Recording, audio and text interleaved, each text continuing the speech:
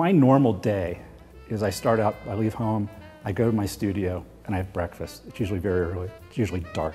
And I'll have breakfast there, and it's not as if that I'm going to do any work that day necessarily, but I'll be around the work. I'll work in my journal for maybe 5 or 6 minutes, get back in the car, head to the Art Academy of Cincinnati, where I'll teach, do my chair duties, and if I have a chance that day, I'll come back to the studio and work.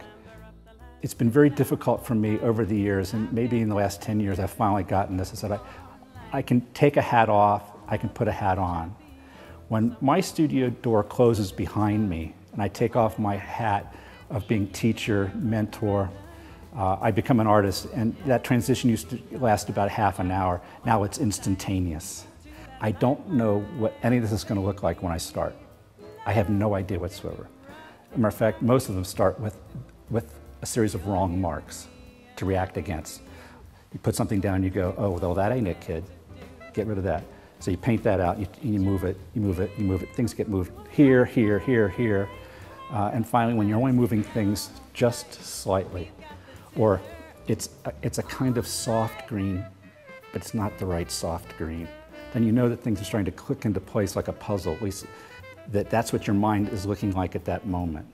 And so then I know that I'm pretty close. So all these are at that stage where I can come in and just see one little thing that drives me absolutely nuts, and I'll go and change it.